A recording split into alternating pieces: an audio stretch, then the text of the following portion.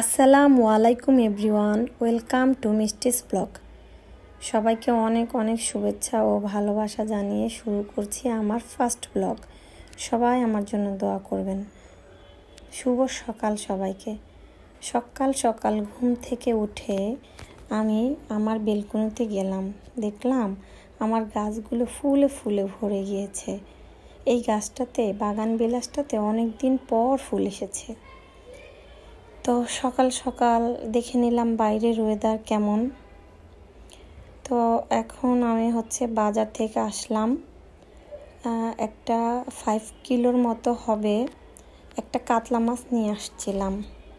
আসলে আমার আম্মু আমার বাসায় আছে, তো আম্মুর হাতের একটা খাবার আমি অনেক মিস করি, সেটা হচ্ছে এই কাতলা মাছের ভাপারা। এটা আমাদের মাদারীপুরে এই খুবই বিখ্যাত।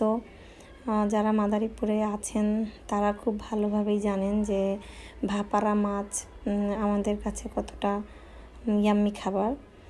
সো আমি মাছটা একদম ধুয়ে টুয়ে রেডি করে দিলাম, আর আমার আম্মু মাছটাকে মাখিয়ে নিচ্ছে। প্রথমে পেঁয়াজ কুচি, তারপর পরিমাণ মতো লবণ, তারপরে একে একে সব মশলা দিয়ে দিবে। এই মশলাটা কাঁচামরিচ, পেঁয়াজ, রসুন, এগুলো সরিষা বাটা ছিল, আদা বাটা, রসুন বাটা আর সামান্য একটু জিরা বাটা দিয়ে দিচ্ছে আমার আম্মু। তো এখন একটু মরিচের গুঁড়া, হলুদের গুঁড়া দিয়ে ভালো করে মেখে নেবে। আসলে এই খাবারটা এই মাছটা যত মাখানো হবে ততই টেস্টি হবে। আম্মু বলল একটু সরিষার তেল দাও, তো আমি আমার আম্মুর হাতে সরিষার তেল ঢেলে দিচ্ছিলাম। পরিমাণ মতো সরিষার তেল আপনারা যতটুকু প্রয়োজন হয় দিয়ে নেবেন। তো আমার আম্মু মাছগুলো সরিষার তেল দিয়ে উল্টে পাল্টে খুবই ভালো করে মেখে নিচ্ছে। সুন্দর করে মেখে প্রিপেয়ার করে নেবে। তো এখন আমাদের মাছগুলো অলমোস্ট মাখা হয়েই গেছে। এইদিকে আমি চুলায় প্যান বসিয়ে দিলাম।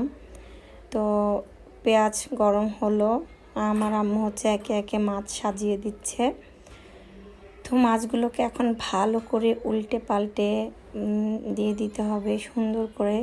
তো এই সময়টাকে চুলাকে হাই হিটে রাখতে হবে, কারণ এটা লো হিটে থাকলে ভালো করে ভুনা হবে না।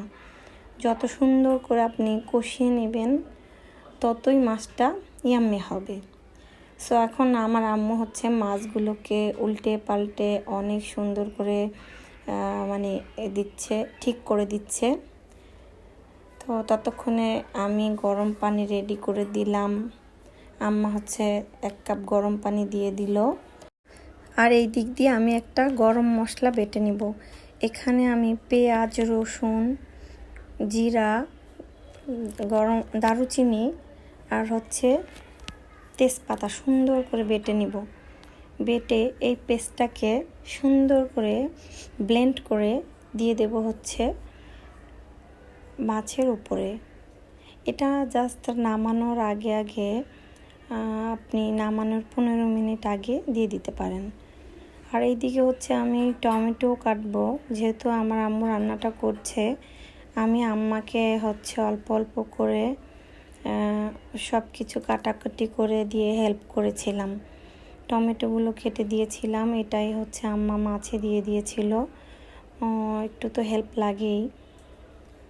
তো এই দিক দিয়ে মাছটাও রান্না হচ্ছে, আর ওই দিক দিয়ে আমার আম্মু আরেকটা তরকারি রান্না করবে।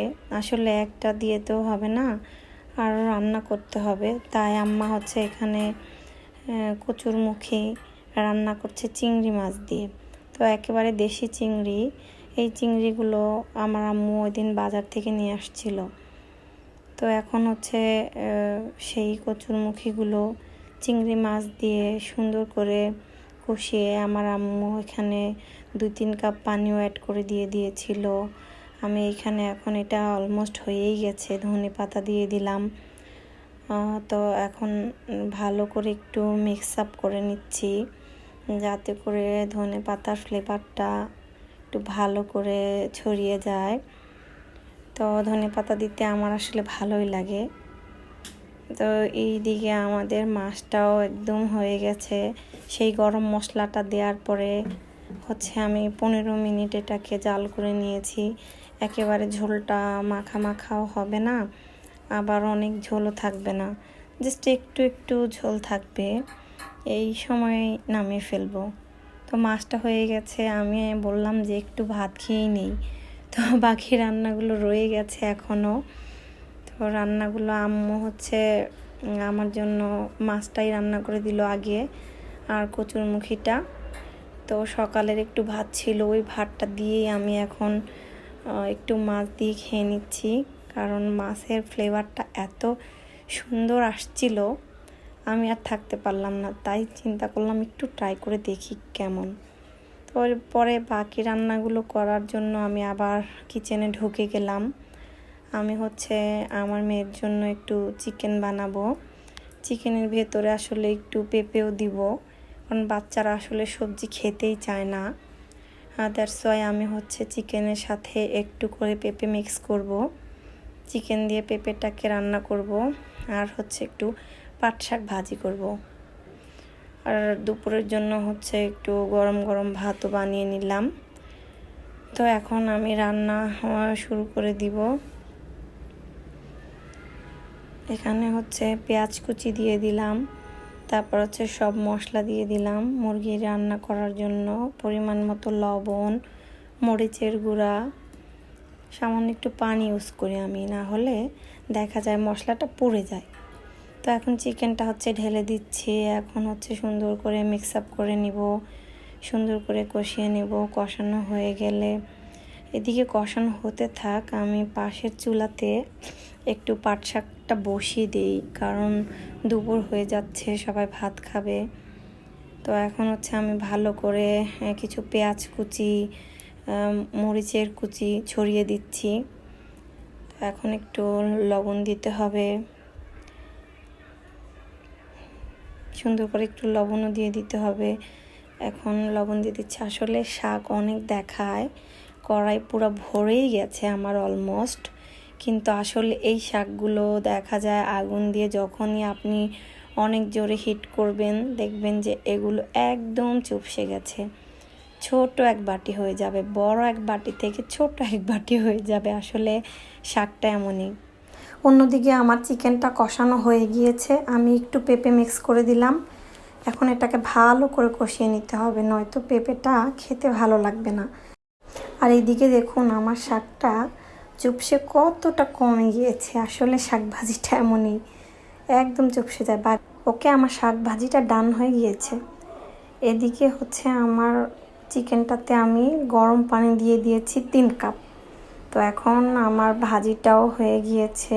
দেখুন, শুকনো মরিচ কিছু ভেজে নিয়েছিলাম। এই শুকনো মরিচ দিয়ে খেতে শাক ভাজি আমার কাছে খুবই ভালো লাগে, আর আপনারাও ট্রাই করবেন। আমার মুরগিটাও ডান হয়ে গিয়েছে। আমি এখন কিছু ভাজা জিরার গুঁড়া ছড়িয়ে দিব। জিরা ভাজা দিলে চিকেনটা আমার কাছে খুবই ভালো লাগে। চিকেন বা বিফ যাই বলুন, জিরার গুঁড়া খুবই ভালো লাগে আমার আজকের রান্নাবান্না শেষ হয়ে গেছে। এখন আমি ফ্রুটসগুলো একটু সাজিয়ে গুছিয়ে রাখবো। আমার আজকের ব্লগটি এখানেই শেষ করব। আমার নেক্সট ব্লগ দেখার জন্য সবাইকে আমন্ত্রণ জানাচ্ছি। সেই পর্যন্ত সবাই ভালো থাকবে, সুস্থ থাকবে, এই কামনাই করছি। আল্লাহ হাফেজ, টাটা, বাই বাই।